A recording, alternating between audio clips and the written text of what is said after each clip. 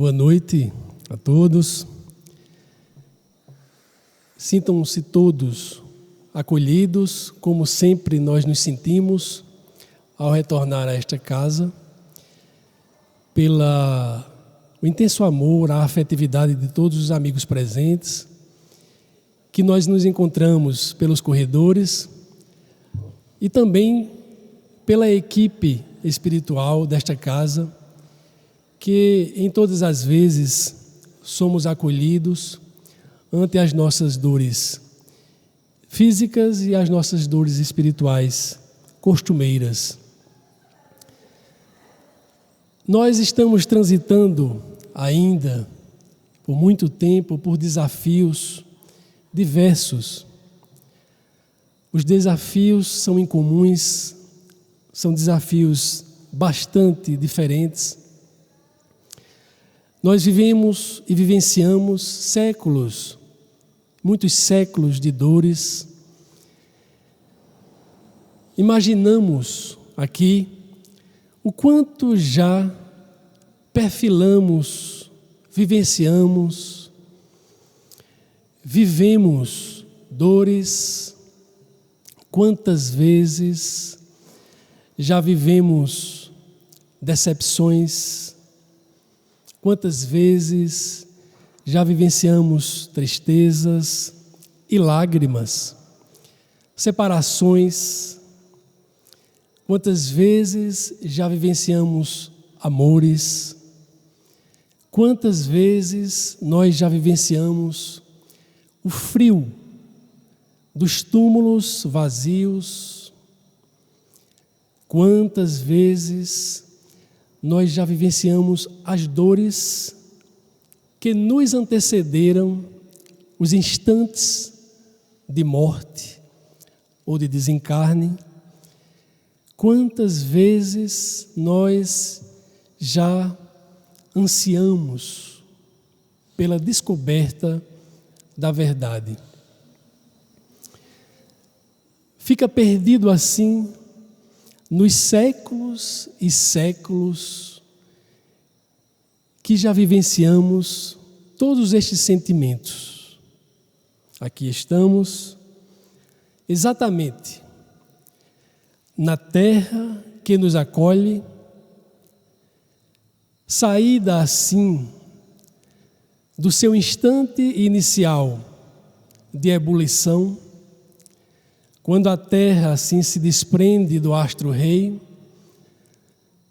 até o instante em que se diferencia a Terra, o planeta onde vivemos, com seus continentes e a divisão dos seus países. Claro que com muita luta, com muito derramamento de sangue, os seus países, as pátrias que conhecemos, fincaram as suas bandeiras com muita luta, tal qual nós vemos se estabelecerem no mundo de hoje. Mas responsável, diretor por tudo isso, por todas as nossas conquistas, por todos os nossos destinos até hoje, esteve e está a figura magnânima do nosso diretor maior, que é Jesus. No livro A Caminho da Luz, da psicografia de Chico Xavier, pelo Espírito Emmanuel, ele nos fala exatamente quando a comunidade de espíritos puros reúne-se para dar início assim à origem do nosso planeta, da nossa casa, da nossa escola. Então, fruto do pensamento desta comunidade e exatamente da coragem de um espírito que desde esta origem está nos destinos, no amparo, na proteção de todos nós, que é Jesus.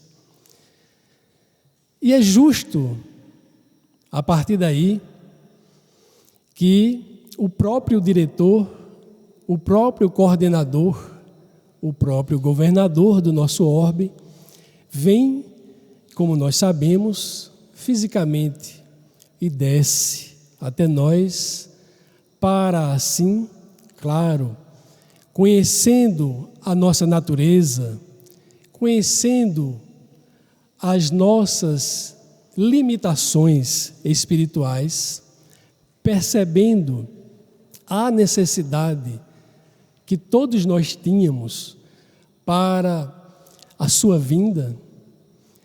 E isso é muito próprio, porque nós vemos no capítulo 18 de O Evangelho segundo o Espiritismo, quando muitos aqui já tiveram a oportunidade de ler, o capítulo que trata de muitos os chamados, poucos os escolhidos. Neste capítulo, Jesus narra, e o próprio codificador traz para todos nós, a parábola do festim de bodas. Muitos aqui já ouviram falar do festim de bodas ou a parábola do festim de núpcias.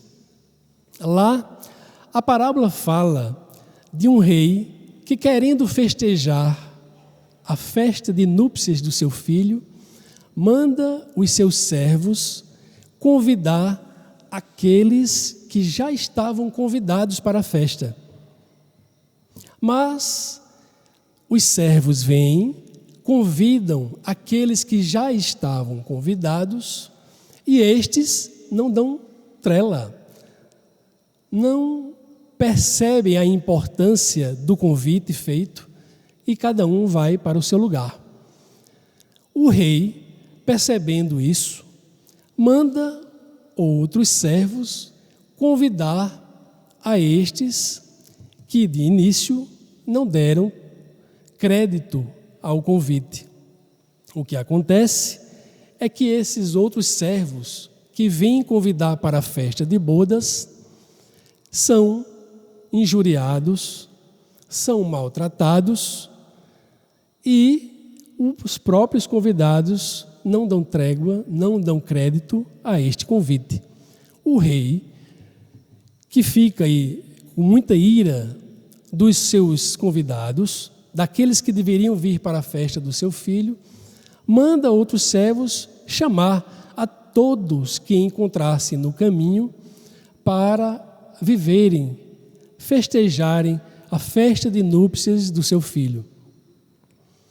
E foram convidando todos que encontraram no caminho, bons e maus. E na festa, o rei passa a analisar a todos aqueles que vieram para a festa do seu filho. E percebendo não estava com as suas vestes nupciais, não estava preparado para estar naquele ambiente. Isso é muito propício, muito próprio, muito comum à festa dos nossos dias. Se fizermos a comparação com a festa de casamento que nós somos convidados, é muito comum, é muito real, é muito próprio que as mulheres pensem logo: que vestido eu vou usar? Primeira pessoa que vai pensar, as primeiras pessoas que vão pensar quando recebem o convite, aquela família, as mulheres, e o sapato, e o meu vestido, para estar numa festa de casamento. Da mesma forma, nesse instante, quem já teve a oportunidade de ler, de perpassar o capítulo 18 de O Evangelho segundo o Espiritismo, ou quem já teve a curiosidade de ler sobre esta parábola, vai entender que Jesus, pelo conhecimento que possuía, por todo o momento, ele reportava-se ao reino dos céus a parábolas, ao nível de compreensão do povo daquela época. E se até hoje nós ainda tentamos entender as entrelinhas, o que Jesus nos falava, imaginemos naquela época. Então, a parábola que Jesus contava reporta-se exatamente a todos nós e ao convite que todos nós recebemos para vivenciarmos a festa do que Jesus reportava ao reino dos céus. Então, já ouvimos falar muito nas parábolas de Jesus que ele reportava-se a comparações do reino dos céus. Então, o reino dos céus, aqui reporta a parábola, é exatamente o nível de estado de compreensão feliz a que todos nós estamos paulatinamente, gradativamente, tentando compreender. E Jesus, sendo um destes, não é, que vem fisicamente, pessoalmente, a convidar a todos nós, sabia previamente, de conformidade como está nas Escrituras, muito tempo antes de sua vinda, quando Elias já falava, não é, de todos os instantes em que Jesus passaria frente àquela turba, àquela humanidade da época, e chegaria ao instante de ser crucificado. Mas Jesus, aceitando esse desafio, desde o início dos nossos destinos, da formação da terra, como falamos, vem nos acordar, vem nos despertar para este instante. Então, o que é estar com a veste ideal, conforme está na parábola?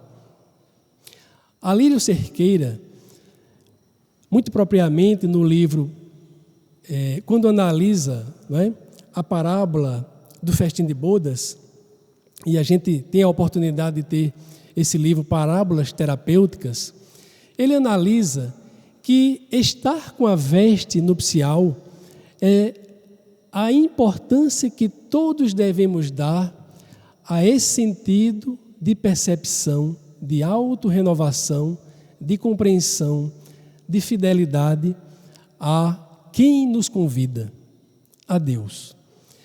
Ele reporta que a veste nupcial, ou estar em condições de vivenciar, de sentir ou de estar na festa, é justo aquele indivíduo que tem fé. Mas não é a fé conforme nós erroneamente confundimos ao longo da história. Ele nos fala que fé vem do latim fides, que quer dizer fidelidade. Fidelidade a Deus. Estar em condições de ter fidelidade à nossa própria autorrenovação, para a qual fomos todos criados. Compreendemos que a nossa criação se deu com um sentido de evolução, de crescimento, que foi nos dada as condições de escola e de casa, tal qual vivenciamos no planeta.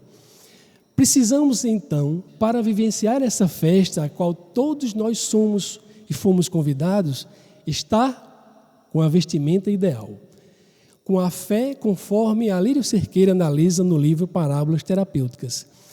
E isso nós compreendemos que nós só vamos ter condições de estar com esta veste ao longo do tempo, ao longo da nossa história, ao longo desta compreensão. Então é claro que Jesus compreendia, quando veio, compreendia que não estávamos ainda em condições da vestimenta conforme viveríamos assim a festa conforme nos foi prometida. E ele, analisando as nossas fraquezas, as nossas limitações, a nossa pouca compreensão ainda para aquela época, nos diz, e isso nós podemos testemunhar em João, não é? No capítulo 15, versículo de 15 a 17, ele vai analisar o momento em que Jesus nos diz: tenho muito o que vos dizer ainda, mas vós não podeis suportar agora. Guardais os meus mandamentos, eu rogarei ao Pai para que envie um outro Consolador. Este Consolador, que é o Espírito de verdade, que o Pai enviará em meu nome, vos fará lembrar de tudo quanto vos tenho dito. Então Jesus, desde os instantes iniciais, compreendendo que não entenderíamos a sua mensagem naquela época, deixa para a posteridade a vinda de um outro Consolador, para lembrar das suas lições, para que pudesse assim ficar conosco para sempre. Aquele Filho que vem fisicamente, descendo das alturas que nós ainda não compreendemos, mas que desde o início da origem do nosso planeta esteve presente na charrua, na coordenação, né, dos nossos destinos felizes, convidou a todos nós. Mas qual foi o nosso comportamento? Chico Xavier, ele refere que, em média, a cada 300 anos, nós temos uma média de 2 reencarnações. Naturalmente, que há 2000 anos, quem sabe nós estivemos naqueles instantes e nós preferimos a Barrabás. Crucificamos Jesus, ouvimos o convite do Cristo, ouvimos o convite de Jesus para vivenciar essa festa, nós não demos crédito e nós o crucificamos. Então estamos hoje, neste grande instante, neste grande momento de despertamento das nossas consciências, compreendendo, entendendo, após muitos estudos, pela oportunidade que todos nós hoje temos de entender que precisamos nos vestir, que precisamos estar com a vestimenta ideal, com a fidelidade precípua para compreender o sentido da autorrenovação, dessa festa que precisamos sentir, a que todos nós somos convidados. Hoje, podemos assim compreender, apesar dos desafios, como falamos inicialmente, de termos vivenciado tantas lágrimas, de termos vivenciado tanto sofrimento, tantas separações, tantos amores, tantas lágrimas, tantos frios nos túmulos, tantas dores. Mas hoje nós compreendemos, entendemos de onde viemos, por que estamos aqui, para onde vamos. Este é o grande sentido que a doutrina espírita nos traz e que traz assim como convite para entendermos o tema da noite. A gratidão que todos nós devemos ter nesta noite a Deus por esta festa maravilhosa a que todos nós vivenciamos. Dos grandes personagens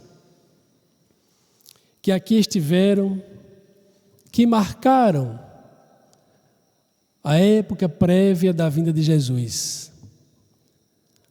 Poderíamos citar aqui Moisés, poderíamos citar aqui Lao Tse, Confúcio, Buda, Maomé com a sua rede de seguidores. Poderíamos citar Francisco de Assis, Joana d'Arc. Poderíamos citar a Santa Dulce dos Milagres, Joana de Ângeles e todos aqueles que vivenciaram a época prévia e posterior a Jesus, trazendo assim o grande sentido de nos convidar para essa festa. Mas é exatamente em 1415, na fogueira da Inquisição, que encontramos aquele que ficou na história conhecido como Jan Hus. Jan Hus, que analisando, vivenciando pregando as ideias de John Wycliffe sobre a fé, sobre a ideia de que o mais importante na igreja é Jesus e não Pedro.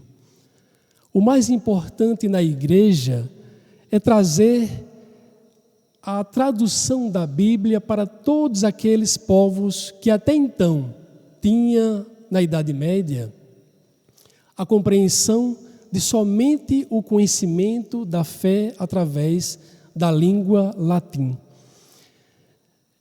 É Ian Hus, embasado pelas ideias de John Wycliffe, que traz assim, para todos nós, essa compreensão de que Jesus deveria chegar mais próximo do povo. E é disso, não é? Lá da República Tcheca, de onde ele vivenciou, e de que hoje ainda existe, lá naquele país, uma estátua em homenagem a Jan Hus. Ele é levado para a fogueira da Inquisição. E naquele instante, pela igreja levado, ele lembra, naquele instante, de que lembra do Salmo de Davi. Era um momento crucial de sua vida, porque um homem, um sacerdote, que trazia unicamente a ideia de que Deus deveria ser entendido por todos. Jesus deveria ser entendido por todos, pelos camponeses mais simples. Mas foi tido como herege e é levado em 1415, no dia 6 de julho, a morrer pela fogueira. E naquele momento, ele pede perdão pelos seus atos. Não se vinga, não se ira contra aqueles que o levam à fogueira e deixa para a posteridade o nível de compreensão da humanidade para a sua ideia. E é muito interessante porque há no livro Reformador,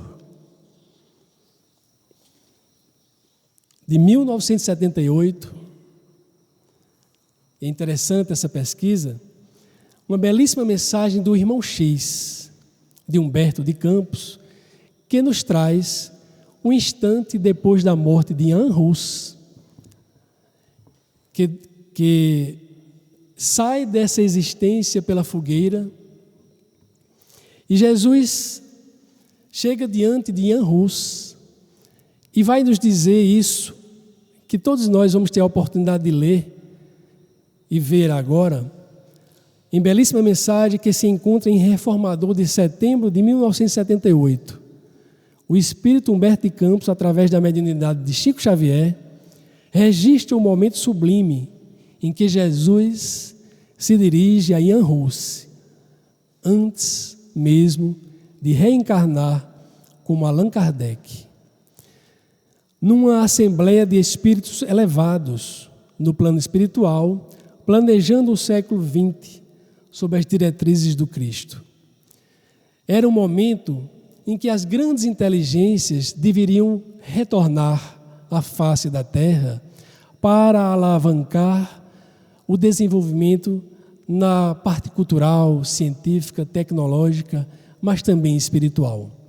E é nesse instante que, depois de se dirigir aos numerosos missionários da ciência e da filosofia, destinados à renovação do pensamento do mundo do século XIX, o mestre aproximou-se do abnegado Jan Hus e falou generosamente: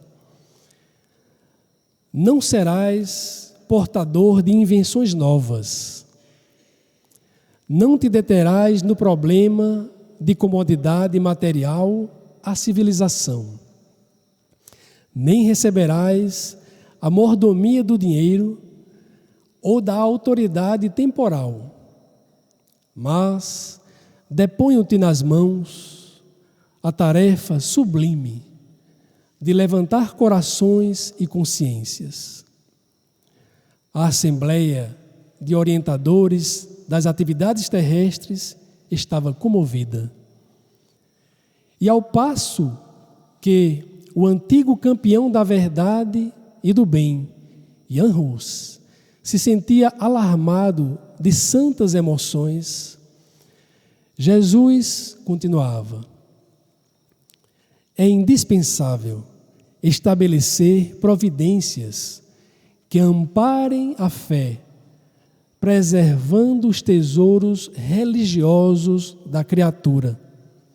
Confio-te a sublime tarefa de reacender as lâmpadas da esperança no coração da humanidade. O evangelho do amor permanece eclipsado no jogo de ambições desmedidas dos homens viciosos.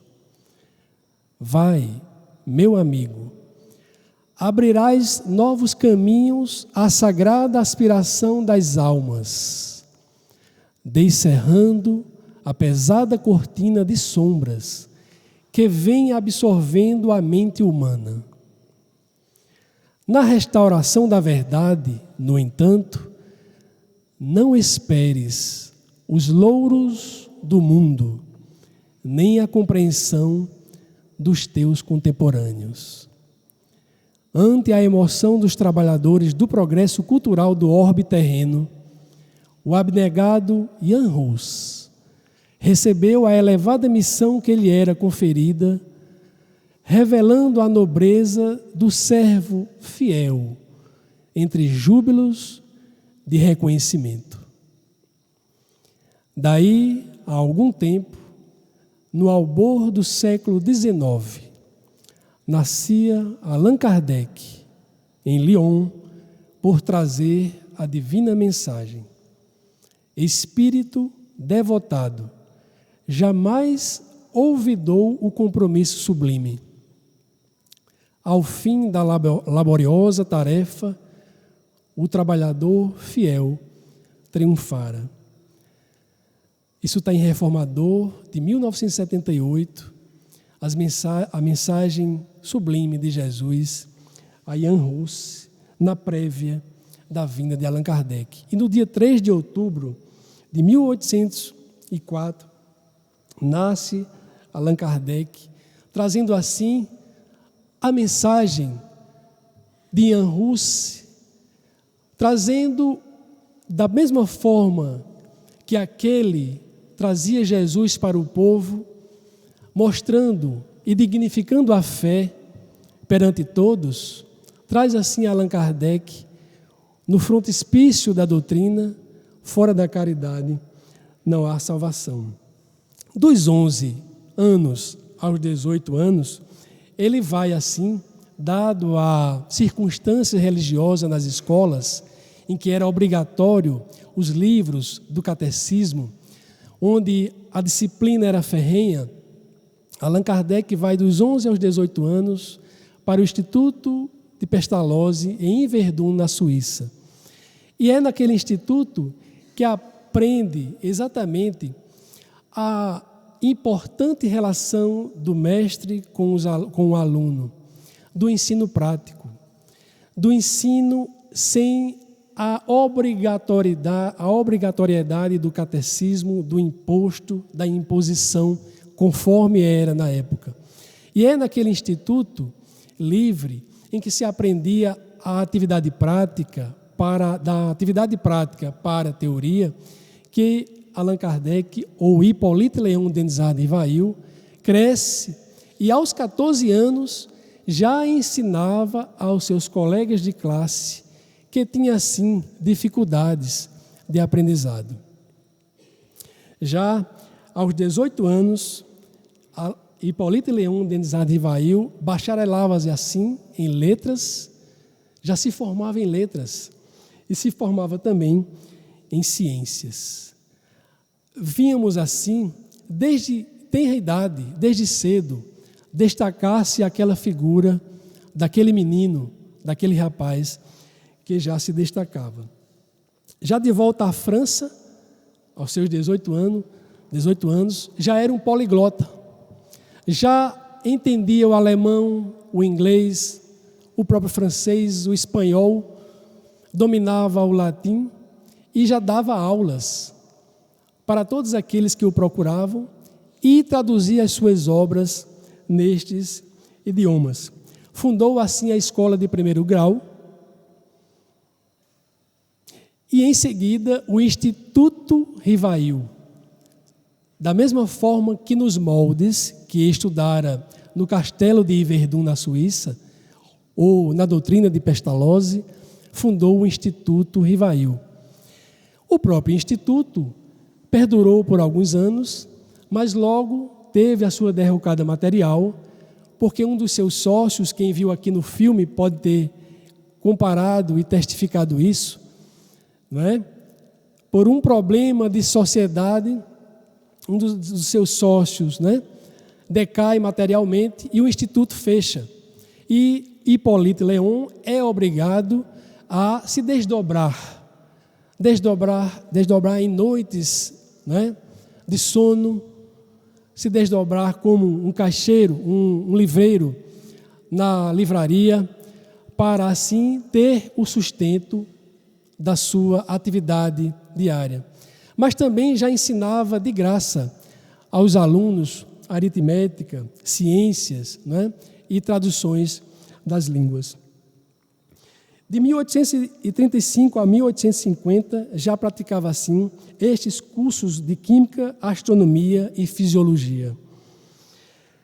E tudo começa exatamente, né, após, e podemos ter essa oportunidade de ver que Allan Kardec ou Hippolyte Léon Denisard Rivail, como membro de dezenas de sociedades que já ouvimos e lemos e estudamos, e que fica assim difícil de, não é, traçarmos a longa lista de homenagens e que este homem de ciência tinha naquela época. Mas é em 1948 que, dado os fenômenos acontecendo no condado de Rochester, em Hydesville, exatamente no estado de Nova York, quando as pancadas do outro mundo passaram a incomodar as irmãs Fox, e da mesma forma que no lado da Europa, onde as mesas girantes, que vimos também no filme, passaram a ser objeto de curiosidade. Era praxe com que os acontecimentos sociais se reunissem todos para observar o fenômeno. No mesmo instante, em 1948, na América e na Europa, acontecia assim, o que ficou chamado de invasão organizada do mundo dos mortos para acordar assim o mundo dos vivos para a realidade da vida. E é nesse instante, em 1854 e 1855, que Allan Kardec, ou Hippolyte Léon, desperta, por convite do Sr. Fortier, para ir visitar uma destas sessões. E é nesse instante que ele diz: até que me provem que mesas têm cérebro para pensar ou nervos para sentir, eu vou achar que isso é apenas obra do efeito da eletricidade, do calor, ou seja, analisando cientificamente o fenômeno. Do instante em que ele passa a vivenciar aquelas sessões e perceber que havia algo por trás de tudo aquilo, ele passa a entender e compreender o fenômeno. E é justo no dia 30 de abril de 1856 que ele recebe o primeiro momento em que o Espírito de verdade fala através da caneta adaptada a uma cesta, quando diz da importância da tarefa daquele homem. Que ali, a partir daquele instante, caberia a ele reunir pelo conhecimento científico, pelas ideias filosóficas existentes, compor assim um corpo de doutrina para trazer, não é, um novo conceito de realidade, de compreensão, de reunião para o sentido de religiosidade que todos nós deveríamos entender a partir daquele instante. Então é justo nesse instante, em 1856, que acontece essa expressão do Espírito de verdade, e no ano de 1857 traz assim Hippolyte Léon Denis Radervail, o primeiro livro, não é, que conhecemos da doutrina espírita, marco zero da doutrina espírita para todos nós, que é o Livro dos Espíritos. Naqueles instantes, entre 1856, ele recebe do Espírito Zéfiro, que já, não é, estava compondo aquele comportamento, aquele direcionamento dos Espíritos com relação àquelas duas irmãs que vimos, não é? Das duas irmãs e da senhorita Jafé. Eram as 3 médiuns que trouxeram bastante conhecimento do começo, em que Allan Kardec passava a analisar uma mensagem de um médium, do outro, e assim compunha assim os primeiros instantes da codificação espírita. Mas é lá que o Espírito Zéfiro fala que ele não poderia confundir ao estudioso, ao conhecedor, ao cientista que era com a nova obra. Era preciso dar um nome. E foi sugerido por Zéfiro, que dizia, naquele instante, já ter o conhecido de épocas muito antes, como um sacerdote druida, e dizia: tu já te chamaste Allan Kardec, então teu nome passará a ter como pseudônimo Allan Kardec. E a partir daí, daquele instante, que hoje nós conhecemos por toda a obra do codificador com seu nome de pseudônimo Allan Kardec. O Livro dos Espíritos, marco inicial para todos nós desta obra que nos enriquece, que nos esclarece, que nos conforta, porque é um livro, um verdadeiro tratado de vida para quem já teve a oportunidade de estudar, de folhear, de permear, de compreender esta obra, vai entender que ele é dividido em 4 partes. A primeira parte, que trata das causas primárias, da origem do universo, da pluralidade dos mundos habitados, que a Terra, e na Terra nós não estamos sós diante do universo, que fala da matéria, do espírito. E, na sequência, a parte 2, que trata do mundo espírita ou da vida dos espíritos, de onde viemos e do qual nós estamos aqui transitoriamente com um corpo de carne e retornaremos para a nossa casa, conforme está como grande objetivo da vida, que é a encarnação.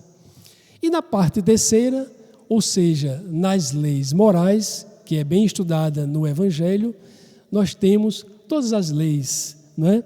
Que podemos estudar: a lei divino-natural, a lei de progresso, de sociedade, lei de trabalho, lei de reprodução, que nós podemos encontrar no ensino moral, na moral cristã e todos os ensinos que nós compreendemos do Evangelho. Na sua 4ª parte de O Livro dos Espíritos, nós podemos entender que é estudado no livro Céu e Inferno, ou seja, das esperanças e consolações, dos gozos terrenos e gozos futuros.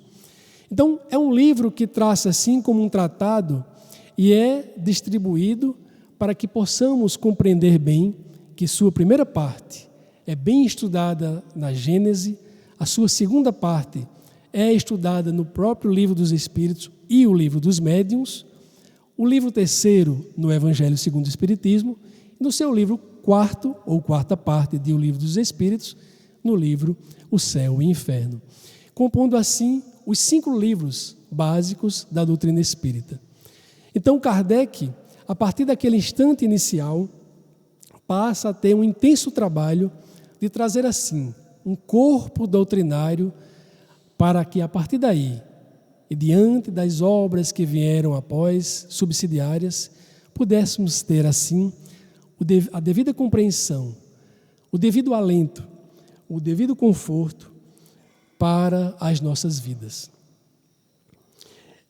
Dentro de um exatamente de uma síntese evolucionista, vamos dizer assim, que não é fruto que muitas vezes nós confundimos esta frase, nascer, viver, morrer, renascer ainda e progredir sem cessar, como sendo do próprio Kardec.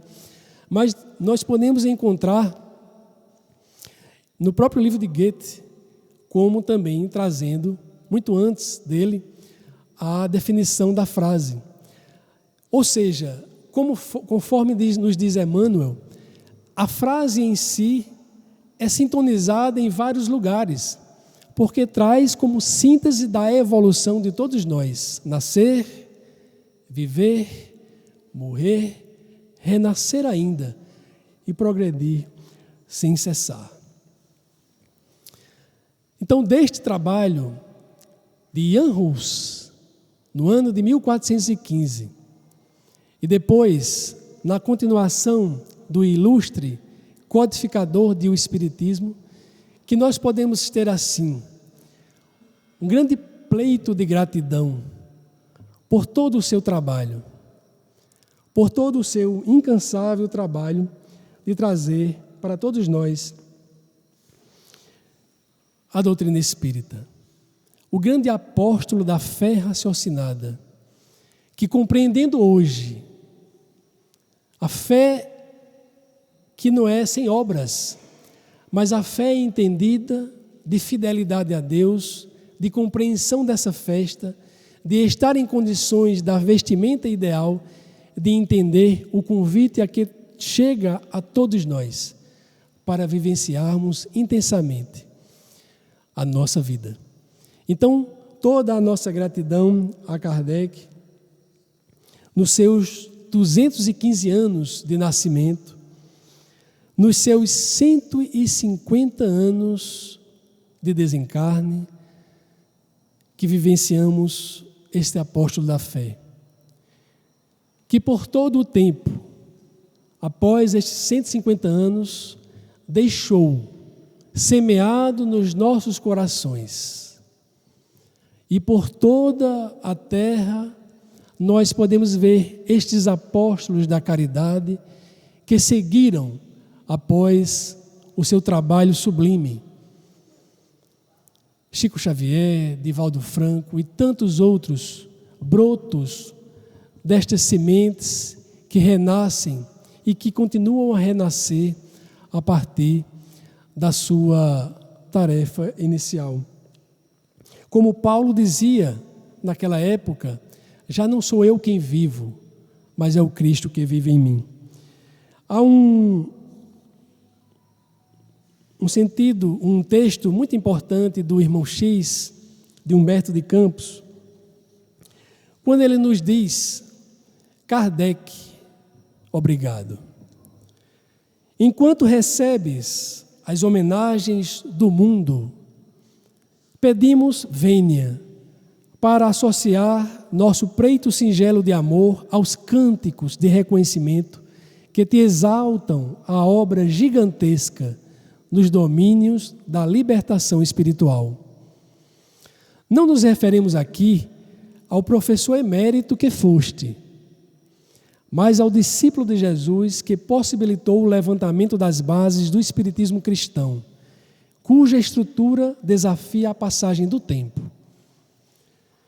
Falem outros dos títulos de cultura que te exornavam a personalidade, do prestígio que desfrutavas na esfera da inteligência, do brilho de tua presença nos fastos sociais, da glória que te ilustrava o nome, de vez que todas as referências à tua dignidade pessoal nunca dirão integralmente o exato valor dos teus créditos humanos. Reportar-nos-emos ao amigo fiel do Cristo e da humanidade, em agradecimento pela coragem e abnegação com que te esqueceste para entregar ao mundo a mensagem da espiritualidade superior. E rememorando o clima de inquietações e dificuldades, em que, a fim de reacender a luz do Evangelho, superaste injúria e sarcasmo, perseguição e calúnia. Desejamos expressar-te o carinho e a gratidão de quantos edificaste para a fé na imortalidade e na sabedoria da vida. O Senhor te engrandeça por todos aqueles que emancipaste das trevas e te faça bendito pelos que se renovaram perante o destino, à força de teu verbo e de teu exemplo. Diante de ti, enfileiram-se agradecidos e reverentes os que arrebataste à loucura e ao suicídio com o facho da esperança, os que arrancaste ao labirinto da obsessão com o esclarecimento salvador, os pais desditosos que se viram atormentados por filhos insensíveis e delinquentes, e os filhos agoniados que se encontraram na vala da frustração e do abandono pela irresponsabilidade dos pais em desequilíbrio e que foram reajustados por teus ensinamentos em torno da reencarnação. Os que renasceram em dolorosos conflitos da alma e se reconheceram por isso, esmagados de angústia nas brenhas da provação, e os quais livraste da demência, apontando-lhes as vidas sucessivas. Os que acharam arrasados de pranto, tateando a lousa na procura dos entes queridos, que a morte lhes furtou dos braços ansiosos. E aos quais abriste os horizontes da sobrevivência, insuflando-lhes renovação e paz, na contemplação do futuro. Os que soergueste do chão pantanoso, do tédio e do desalento, conferindo-lhes de novo o anseio de trabalhar e a alegria de viver. Os que aprenderam contigo o perdão das ofensas e abençoaram em prece aqueles mesmos companheiros da humanidade que lhes apunhalaram o espírito a golpes de insulto e de ingratidão. Os que te ouviram a palavra fraterna e aceitaram com humildade a injúria e a dor por instrumentos de redenção. E os que desencarnaram incompreendidos ou acusados sem crime, abraçando-te as páginas consoladoras que molharam com as próprias lágrimas. Todos nós, os que levantaste do pó da inutilidade ou do fel do desencanto para as bênçãos da vida, estamos também diante de ti. E identificando-nos na condição dos teus mais apagados admiradores e como os últimos dos teus mais pobres amigos, comovidamente em tua festa, nós te rogamos permissão para dizer: Kardec, obrigado. Essa de Irmão X, e gostaria muito de concluir o texto com uma mensagem muito própria de Chico Xavier, em gratidão, em honra também a Kardec, que está no livro Para Sempre Chico Xavier, de Nena Galvez.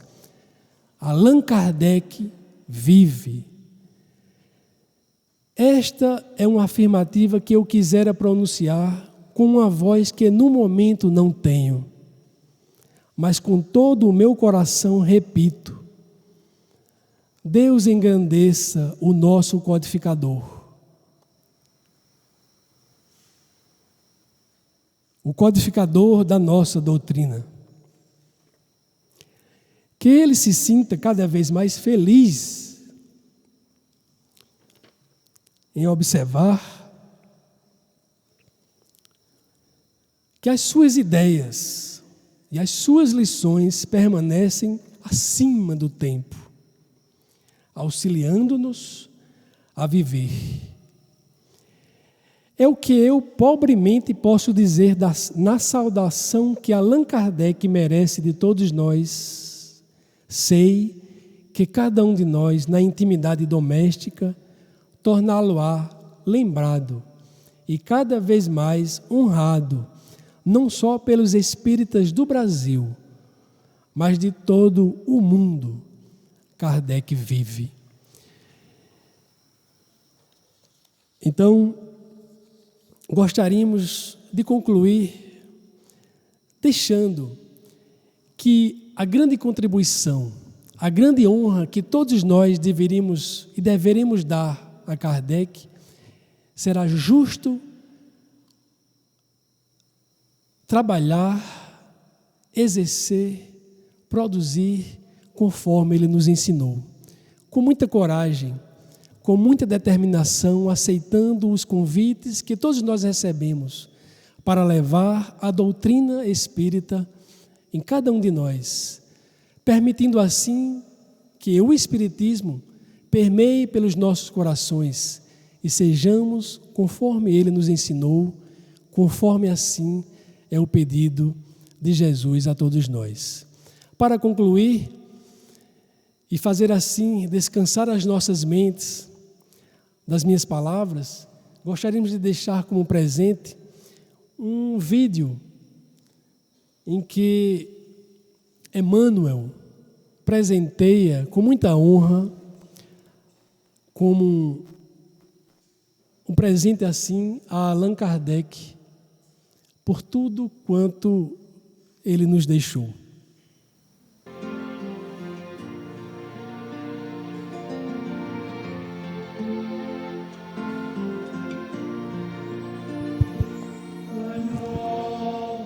Na doutrina espírita, não se dirá que Allan Kardec foi ultrapassado, de vez que os nossos princípios avançam com o fluxo evolutivo da própria vida. E a maneira da árvore que, para mostrar a essência do fruto, não dispensa a raiz, tanto quanto o edifício vulgar, para crescer em nova pavimentação, não prescinde do alicerce.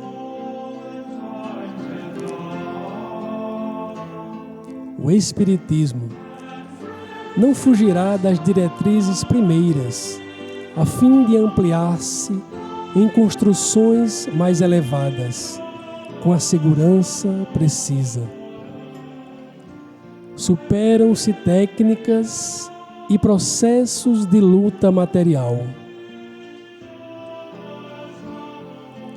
A revelação divina, porém, desenvolve-se com a própria alma do homem, porque a infinita sabedoria não nos esmaga com sua grandeza, nem nos enceguece com a sua luz.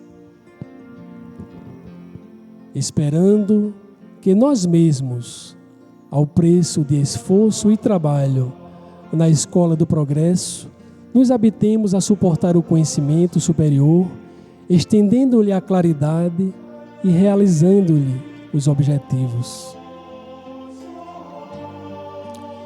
Em razão disso, foi o próprio codificador quem definiu em nossa doutrina um templo de postulados que a evolução se encobriria de honorificar em constante expansão,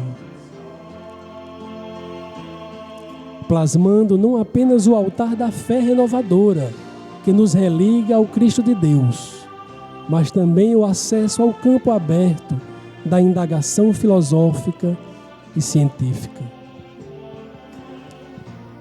para que não estejamos confinados ao dogmatismo enregelante e destruidor.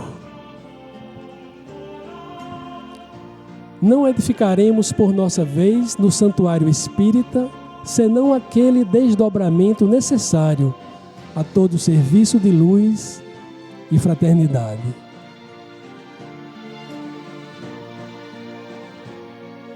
Que, iniciado a benefício das criaturas, a todas elas deve atingir, no justo momento, em obediência às leis da evolução, de que Kardec foi emérito defensor.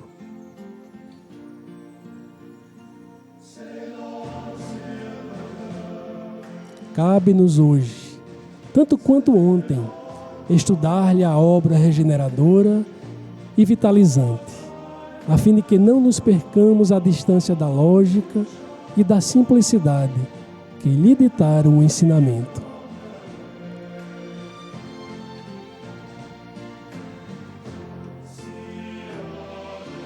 E não nos empenharemos no cipoal da inutilidade ou da sombra.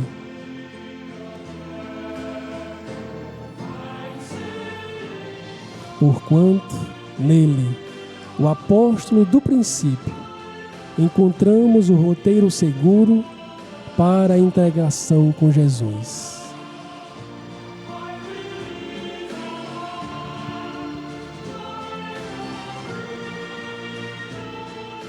Nosso Mestre e Senhor.